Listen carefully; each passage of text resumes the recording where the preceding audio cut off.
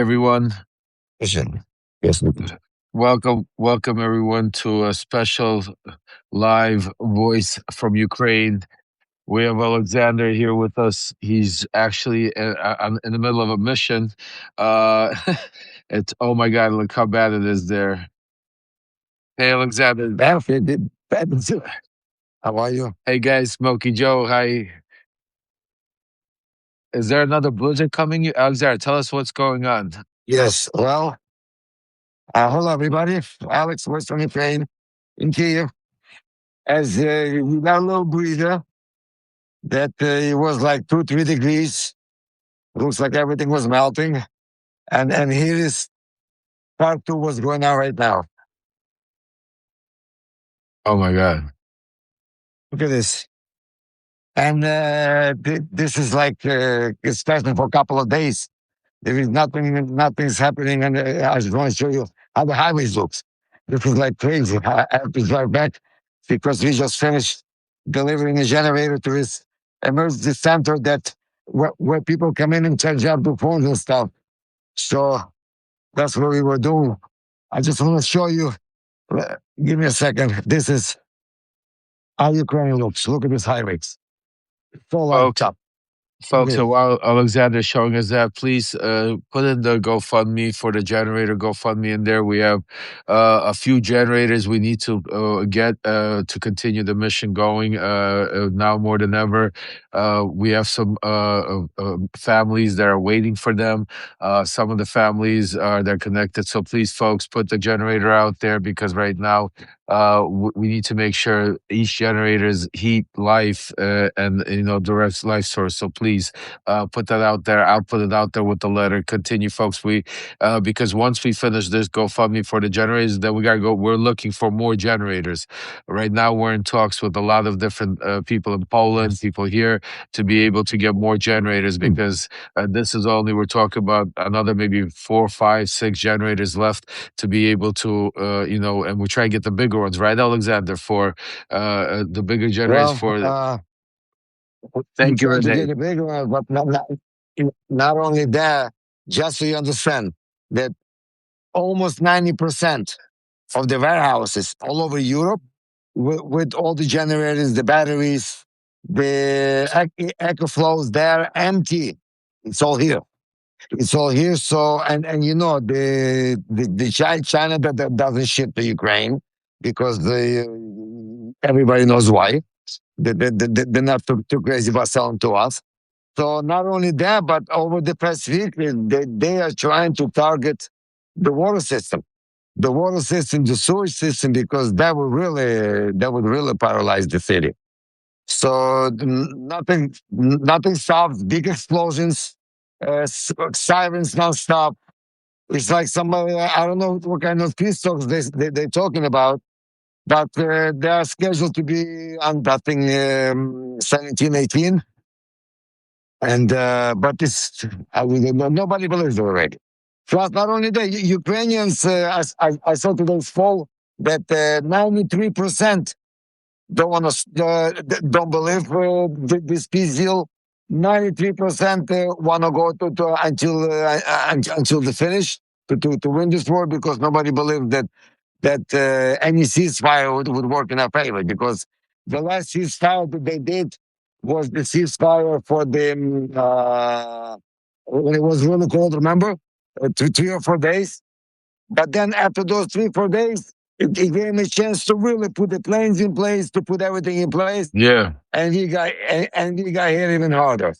So nobody believes the peace talks. I mean, it's like a junkie. A junkie needs a fix to live. Otherwise, he needs to be locked up and go cold turkey or whatever they call that. And the same thing happens with the war. The Russians, they're like junkies. They need the war. And they cannot stop the war because the moment they stop, there's going to be so many questions. There's going to be so many questions. Wow, Many soldiers going to come back and ask questions. They will never let that happen. Because, Lev, you know how the system works. Can you imagine a couple 100,000 meat guys that will use this meat come back to Russia? No, I Do you mean think they would ever allow that to happen? that's such an incredible point you're making now, Alex. I mean, I think this is really important, and a lot, and nobody's talking about. The media doesn't touch on, and I really want to talk a little bit more about what you're saying. That what you said that Russia needs this war, and for people to start understanding this and start watching. You see, Donald Trump is again putting pressure on Zelensky, saying he needs to try to stop this war. First of all, let me just walk us back for a second because we have a lot of people joining us. Folks, hit those hearts. Welcome. I know it's Sunday. We started off quickly because I don't know how much time Oleksandr has. He is freezing. He's outside. He's in the middle of a mission. He actually just dropped off a generator and he's heading back home. And the roads are getting worse and worse. They're in the middle of a blizzard.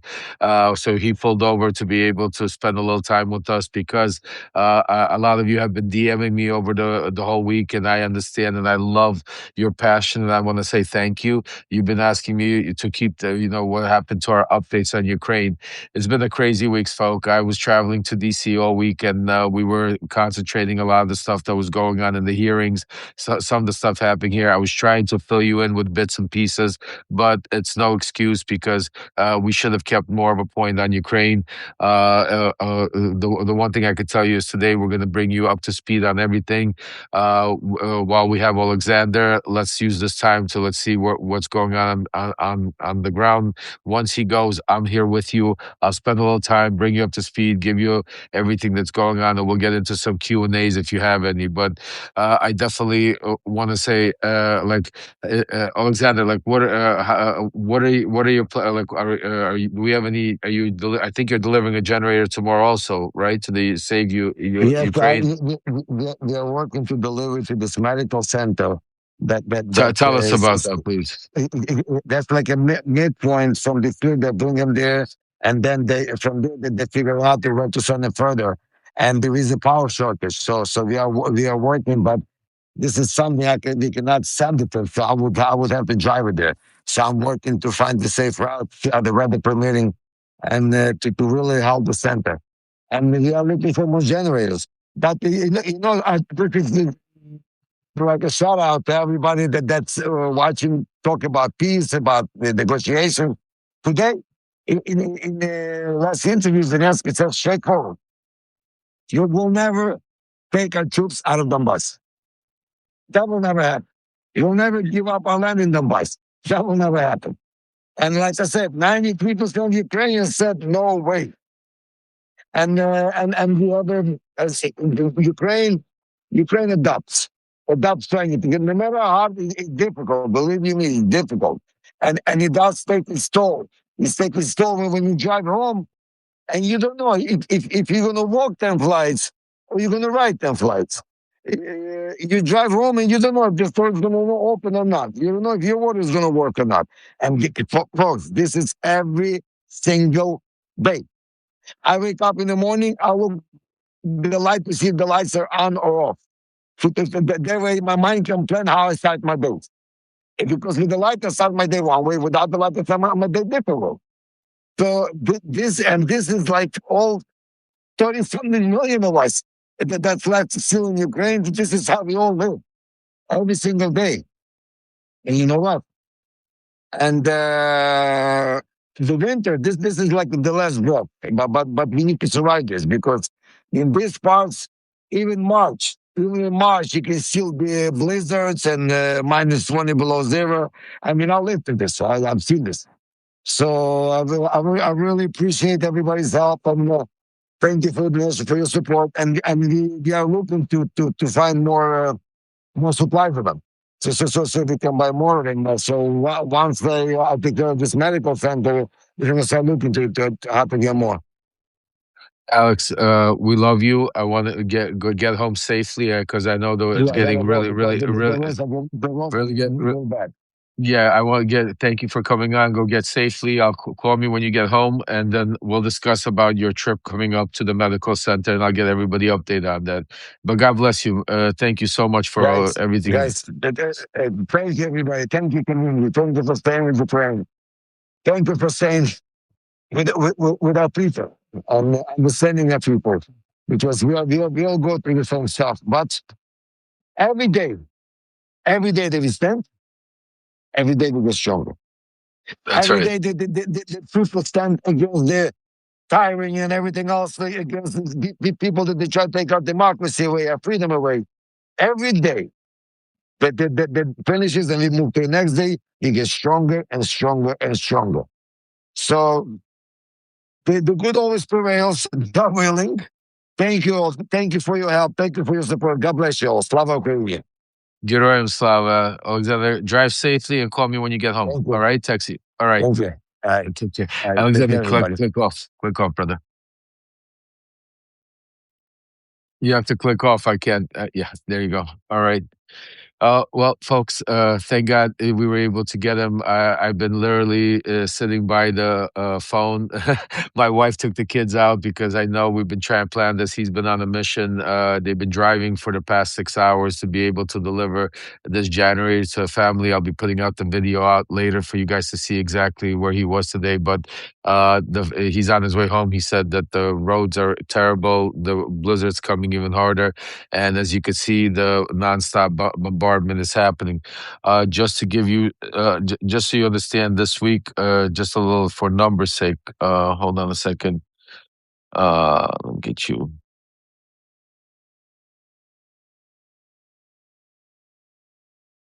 So just so you understand,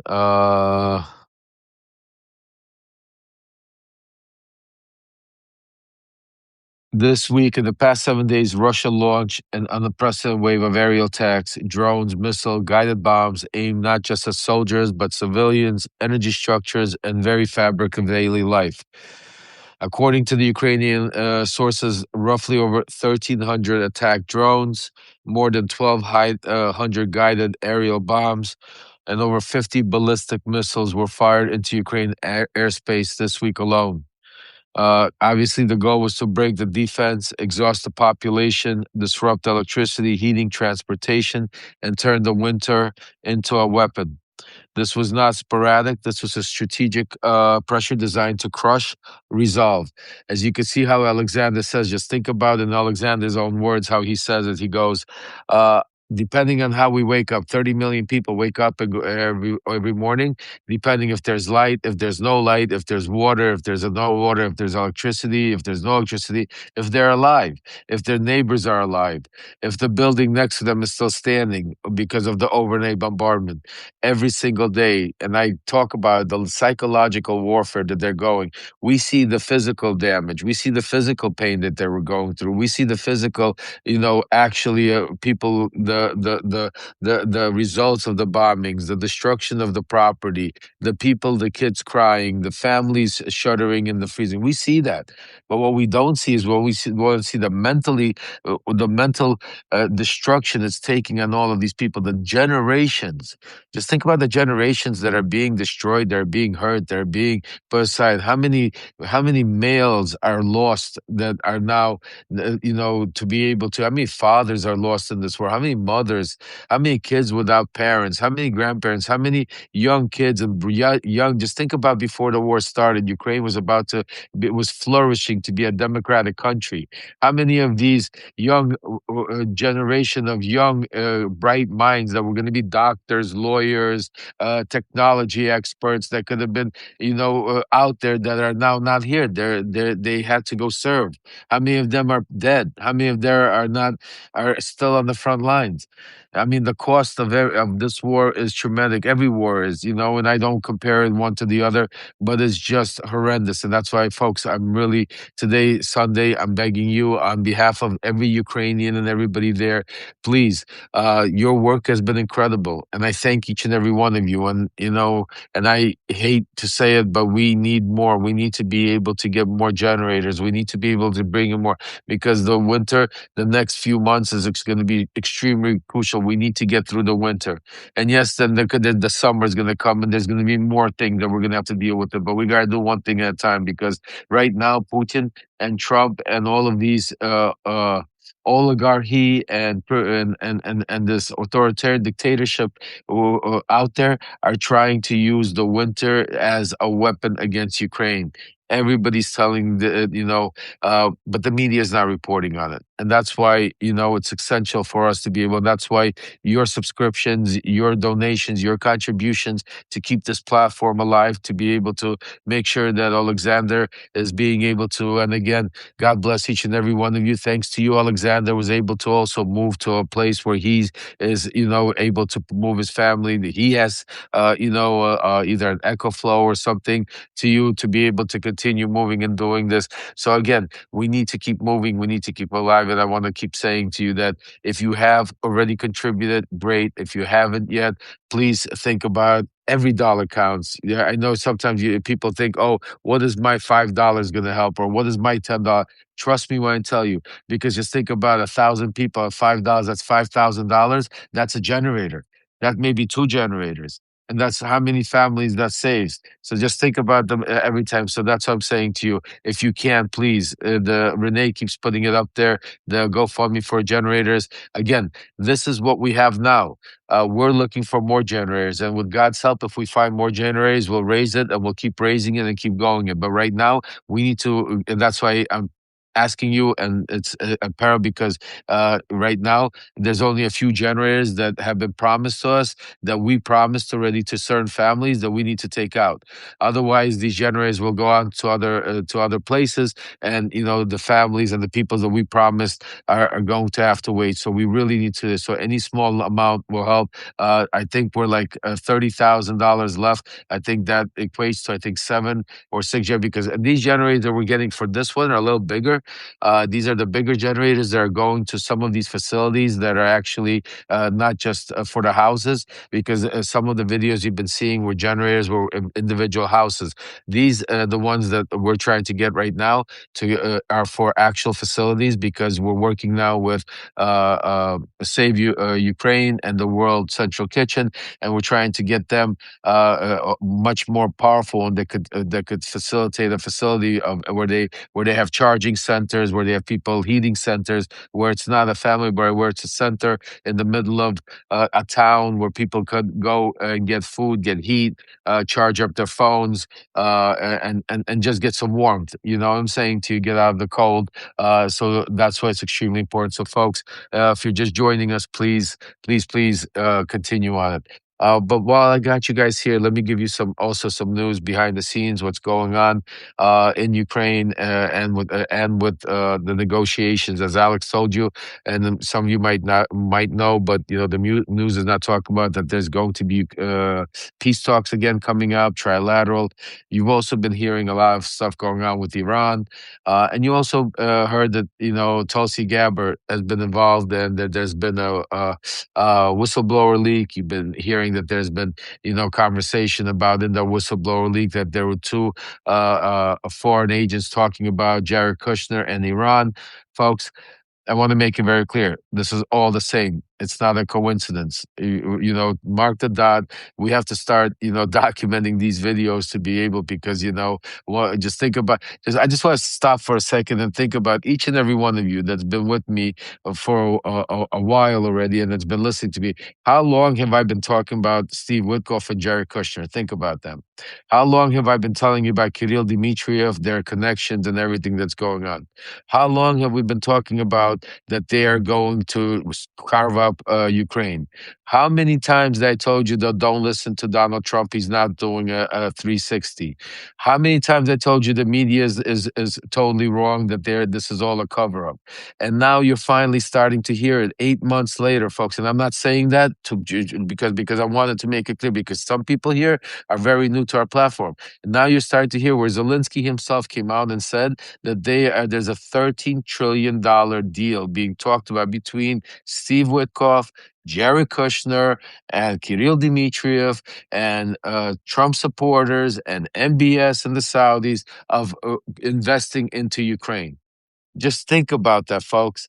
Think about what Donald Trump has said literally again this week, that Zelensky, again, we're back to it. Zelensky has to hurry up, he said. Zelensky said he has to hurry up, because if he doesn't hurry up, the Russians are not going to keep the deal on the table much longer. What deal, folks? There is no deal. Meanwhile, you still continuously see Kushner and Dmitriev and Witkoff meeting in Miami, meeting in Europe. And if any of you, I tell you guys, take a look at for those of you that really want to see, because the Russians are not hiding it. If you go to Kirill Dmitriev Twitter account, X account, I ask of you guys to go take a look at. I've posted it several times. If you take a look on a daily basis of what the conversations are, you will flip out. Paula Luna, just think about it. Congresswoman Paula Luna. I don't know if you've seen it. She was literally last week at an event at the Russian embassy celebrating Russian. I don't know what you want to call it, some Russian celebrating. Yeah, Congresswoman Paula Luna was there. She was in there with the Russians celebrating. She has a love fest with Kirill Dmitriev. Him and her sending her flowers about talking how great the relationship is. What I'm saying to you is, and I've been telling you, and it's coming. It's another week, another 2 weeks, another 3 weeks. What you're going to start seeing is conversation about Nord Stream 2. You're going to be seeing conversations about dominance. About, oh, Brian is in here. Hey, Brian, if you want to come up, I'll send you your no obligations. Don't feel like you have to, but I'm going to send you an invite. And if you just coming here to chill and listen, do it, my brother. If you want to come up and say a few words, because I know there's a lot going on and you guys are doing great work. More than welcome to come up. So up to you, no pressure. Just felt like we need to come out here and do an update on Ukraine. A lot of people have been asking, and this whole week, obviously the media is not talking about. But everybody, shout out to the Krasensteins. They're part of the Wolfpack. They're part of doing some incredible work that are uncovering on the Epstein. Also, bringing this subject constantly on the file. So I really want to thank the Krasensteins because they constantly talk about what's going on in Ukraine, the behind the scenes. Every time they repost, they spread the message that I talk about, and I want to definitely give them a shout out. So I'm happy to see you here, my brother. But yeah, what were we? So we were talking about so Tulsi. So yeah, the most important thing I want you to understand that I've talked about on Wajahid Ali's show, and I'm going to be writing about later. But what I'm hearing from some of my sources that Tulsi Gabbard leak, that whistleblower complaint, those foreign individuals, that was an intercepted call of one of those individuals. I'm hearing about 75%. We'll give you not 100% on this, but I'm pretty good. That's how I'm going to talk about it, that it was Kirill Dmitriev. He was talking to another Russian foreign asset, I think here, either in the Russian embassy or somewhere, and they were talking about a meeting that they just got out of. It was in Miami. It was about what's it called? Had to do with Kushner and Dmitriev. They were talking about, because folks, Iran right now, I want you to make it clear, Iran is a tool right now. Iran, when that's why what Trump is talking about right now, the negotiations, because Iran is part, just like when Venezuela, when Maduro was also a tool. Remember, I told you that was part of Trump's negotiations with Putin about in their world called world dominance. Shout out to Kate Justice. Kate Justice just joined us. Kate, if you want to come up later, let me know. If you have anything, more than welcome, or you're just more than welcome. Come join us and listen, because we're talking about Ukraine. Later on, I mean, towards the end of the show, I will talk a little bit about. I know there's a lot of things going on behind the scenes with Michael Cohen, or maybe we'll just do a separate live a little bit later talking about stuff going on, because I don't want to take away the energy or the power of what's going on in Ukraine, because I think it's extremely important what's happening here. But thanks for you for coming out, listening. So Zelensky even tried to go and push Trump a little bit by calling his bluff and saying, "Listen, if you give us a full ceasefire, you know, we're willing to talk about elections. I'm willing to hold elections. If you figure out how to do it, we're willing to do it." And what did Donald Trump do? He pulled back because he understood that there's no way that there could be elections held. There's no way that they could have a fair and fair election about what's it called, to be able to get up there. So to be able to get a fair square to get a new president. It's impossible. So Trump knows that. That's why they're now backpedaling on that. That's where you're seeing more and more attacks coming from Russia onto strategic areas, more of the mind warfare. You're also the one thing that you've been seeing that there's not a lot of a huge support being run around with the Europeans anymore. And just think about, and this is another thing I want to take you guys back to, if you could to connect some of the dots. If you think about what happened in Davos, there was a strategic plan, and this is why I was screaming at top of my lungs at that time. And look at what transpired, and look at where we are. If you remember, Trump was going in there that he was going to put military into Greenland. I was screaming at the top of my lungs, he's not going to do it. I spoke to some of my sources literally 2 days before he was supposed to go into Davos. I said it's all a deflection. It was a deflection because he needed to get NATO all screwed up.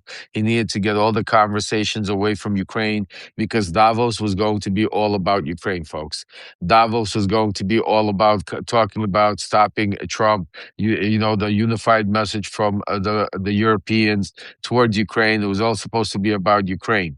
But what really happened once Trump put out that he is planning on taking Greenland one way or another, all of a sudden all the conversation switched over to Greenland. There was no more. So, and what happened? The first thing Donald Trump did there, if you remember, the first thing he did there is he come out. The first things out of his mouth, he said, "Well, I decided I'm not gonna put military into Greenland." That should make a lot of you very happy. Remember that? That was the first thing he said because that was all part of the play.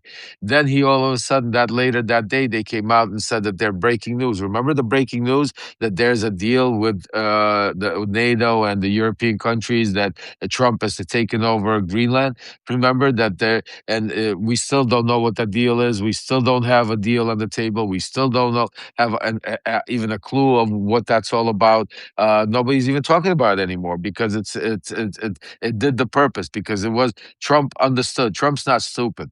He's diabolical. He's ruthless. He's a lot of things, but definitely not stupid. He's actually, you know, if he would use his mind to better, he could have done a lot much better. But you know, he's one of those people that, you know, when they say these criminals, like you know Bernie Madoff, for example, you know, if he could have used his mind to do good instead of steal billions of dollars and hurt all those people, you know. But it's the narcissism. It's these people. It's the power. It's you know they can't do the greed. That's right, Laura. So you know Trump, but he's definitely not stupid, and because of that, you're seeing the manipulation not only of the media but the manipulation of how now, especially with Putin's help, and now with the alliance that they've built between what's it called? Hey Rose, between Kirill Dmitriev, Kushner, and Witkoff,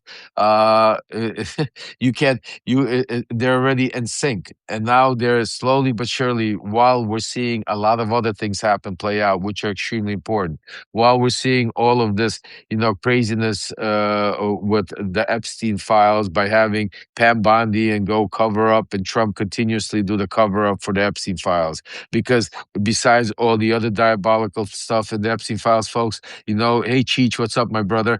One of the biggest things that's in the Epstein files that we're going to be uncovering, that Zev Shalev is helping me out, doing a lot of the work behind the scenes on it, and we're going to further and further, is the relationship between Epstein and Russia, the relationship between Steve Bannon and Russia, the relationship between a lot of people inside of in Trump's inner circle in Russia.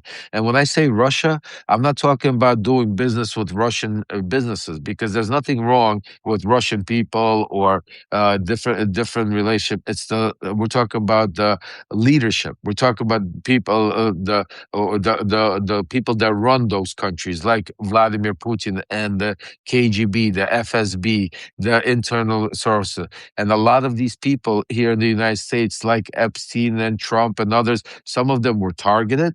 Some of them were themselves trying to get into that sphere Some of them were, put into positions, but the relationship, absolutely. Kate wrote about it. Absolutely, Kate. Kate wrote about it all the time. Epstein, Vexelberg, Ehud Barak. Today I put up, actually, and that's part of what we're going to be talking about. Maybe later on, I'm going to do a special. Kate, if you have time, join me. I'll send out a group text to the Wolfpack, and shout out to all our Wolfpack members. And remember, each and every one of you is the Wolfpack, because the Wolfpack is each and every one of us that wants to get truth, justice, accountability, for not only for the Epstein survivors, but for the Ukrainian people, for the Palestinian people, for the Israeli people, for every single person out there in the world that is being right now punished because of this authoritarian regime that is being placed on us, not only here in the United States, but all over the world. So I want each and every one of you to be proud that you're proud of the Wolfpack. And I'm writing a letter today because sometimes, out of incredible things, something happens, movements happen. And this is what happened out of certain people trying to intimidate us, certain people trying to scare us, certain people trying to shut our mouths up. Just because we were asking questions, this movement, the Wolfpack, was born, and it's only getting bigger. And I want each and every proud of you, each and every one of you, to be proud to be considered the Wolfpack, because the Wolfpack is a group of individuals all over the world that is united by one thing, and that's truth. It's, and that's all we are. We're united because we want the truth. We're all different. We're from all over from the world. We're different races, different colors, different creeds, different parts of the world, but we have one thing in common. We want the truth. We want accountability. We want justice. And that is what we're all about, folks. So that's what I'm going to end this on this, because this was about Ukraine. I don't want to go into a lot of other things. I want to thank each and every one of you for joining me this Sunday. I'm going to have a letter that I'm going to put out later on Substack today that will give you more of an update about Ukraine and what's going on there and some of the stuff in there. Also, don't forget, we have Voice from Ukraine gear. For those of you that support Ukraine, the best way right now, the biggest thing we need to support Ukraine is our generator GoFundMe. That's the number way. That's a lifeline and support. Let's try to get that 30,000 finished up today. For those of you that can contribute, for those of you who can, pass it around.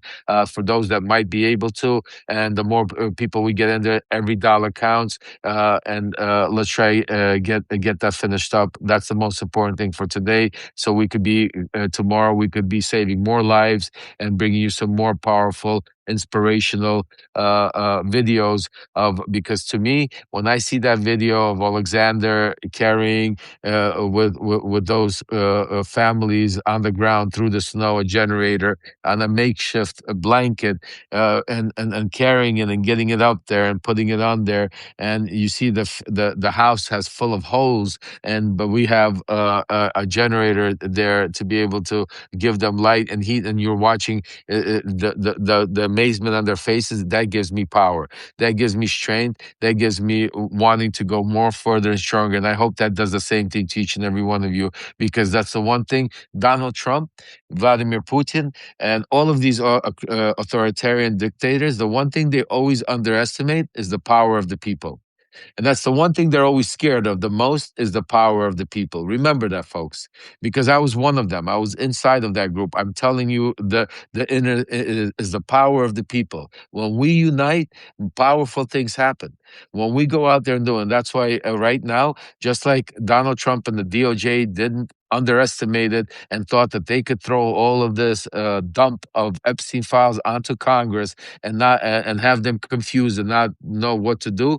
It didn't work, because we have the Wolfpack. We have millions and millions of people out here that have eyes, that are helping right now Congress. We've opened up a lifeline that are allowing them to be able to look through, and that's why all of this is being discovered. It's not being done by Congress. It's not being done by any big organization. It's being done by you, the Wolfpack. Wolfpack, each and every one of you, by going there. Same thing here. Vladimir Putin never anticipated that all of the help that Ukraine would get.